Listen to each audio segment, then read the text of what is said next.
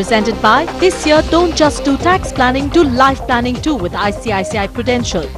And Life Fronts on Power and Crompton Greaves. Crompton Greaves Everyday Solutions. Earnings Reportage powered by IndiaEarnings.com.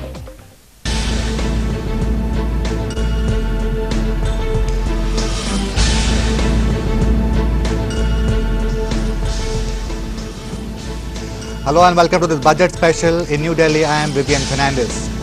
This is going to be Finance Minister P. Chidambaram's fourth budget, including the interim budget he presented in 2004. This may also be his last chance to present a reformist budget before the pulls and pressures of the polls weigh in on him. The conditions are favourable. Tax collections have far exceeded expectations and targets this year. For the year till the middle of this month, direct tax collections have risen 39% to 1.62 lakh crore rupees, which is close to the amount collected during the whole of last year. Will the Finance Minister's touch be light? As far as taxation goes, will it be budget on a diet?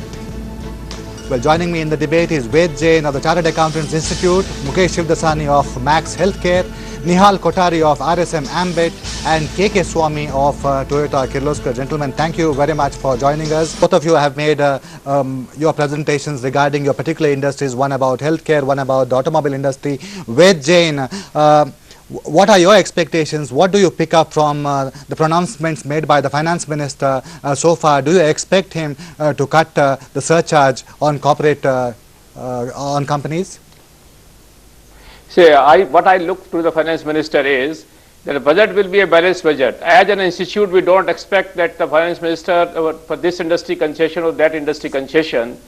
But now looking to the overall growth in the tax collection, as you were telling the figures, the Finance Minister will carry out a balancing exercise where we can expect that some surcharge may be abolished, or there may be a cut in the corporate tax rate coupled with the personal tax rate. Particularly looking to the tax rate prevalent in the adjacent country in ASEAN countries. Singapore has a tax rate of 20%, Malaysia has 28%. So probably the Finance Minister, just to keep the momentum of the growth which the country is passing through, may give a cut in the corporate tax rate followed by the personal tax rates. Yeah, direct tax collections have risen 39% this year. How sustainable are these tax collections? Is it a one-off thing? Can the Finance Minister afford to be generous in case he wants to? Mr. Jain? Yes, he can afford to. These tax collections are not unprecedented. Looking to that, this is for this year only. There is a growth in the industry, there is a growth in the service sector, and that is why these tax collections have gone up. And the fact that the tax administration has improved and their working efficiency has improved and they have been able to bring in more taxpayer in the tax net, that has helped in bringing this collection to that level. Okay, Finance Minister should not compound the misery of patients by increasing the service tax on healthcare. Well, coming to you, Ved Jain, not much time left for us to talk about direct taxes, but the Finance Minister has also been talking about revamping the income tax code. Do you expect that to happen in this budget? Yes, it can happen in the budget. The direct tax code is, the Finance Minister has been repeatedly saying, it was supposed to be introduced, I think, as per the press report in the winter session. So it has been delayed. But I expect that in this budget session, in the later part, this direct tax code can be introduced in the Parliament. But isn't it a pretty complicated affair, because the 1961 Act has seen about, I think, 1200 amendments or so. So how easy is that task going to be?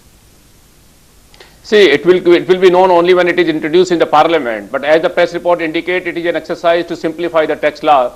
So we hope that the income tax, the new code will be a simplified tax law. Okay. Ved Jain, you think that without amending the constitution, it will be possible to implement or introduce GST? Oh yes, because the state, that the VAT is the state subject. In case they want to merge VAT in the goods and service tax, then it will be very difficult for the centre unless the constitution is amended. So you think that the constitution will have to be amended, and that could be quite an onerous task, isn't it?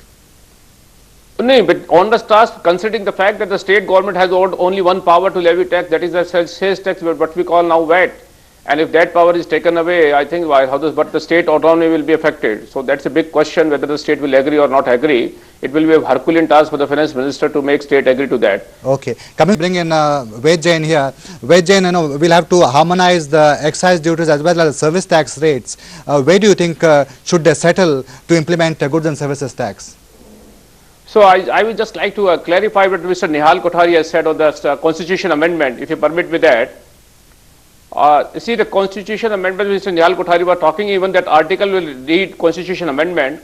I can just give an example. In 1956, the central government has done for central sales tax, when the dispute has arisen about the various state government to collect taxes, they have made a constitutional amendment and brought central sales tax.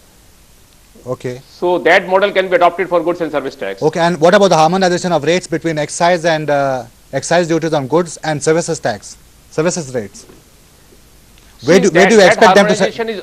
Yeah, where do you expect them to settle? No, the settlement will be around 14 to 15%. Finance Minister has already indicated, and that's why he has raised the service tax rate last time from 10% to 12%. And I probably feel that ultimately settlement may come around 14%, where the excise duty gets down to 14 and the service tax rate goes up to 14%. All right. Ved Jain, your take, what would be your dream budget? My dream budget will be the finance minister makes a budget which is progressive and which keep the momentum of the GDP and the growth in the industry going in the manner in which the country is progressing. Okay, spoken like a statesman. And you, Nihal Kothari, what would you expect of the finance minister? What would be a great budget in your reckoning? I think it will be a great budget because the reform process can be taken forward and some of the second generation reform can be initiated, because this is the year where he can take those kind of steps. Also, I think the price front will be in the minds of the finance minister, how to bring down the prices. Therefore, both custom duty as well as excise duty rates can be moderated. Okay, so inflation is one thing that is going to weigh very much on the finance minister's mind. Well, that's all we have on this special program, Budget on a Diet.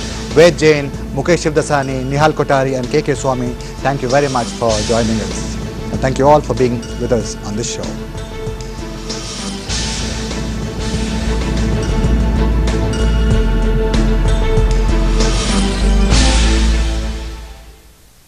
Presented by This Year Don't Just Do Tax Planning, Do Life Planning too with ICICI Prudential. And Life Fronts on Power and Crompton Greaves. Crompton Greaves Everyday Solutions. Earnings Reportage powered by IndiaEarnings.com.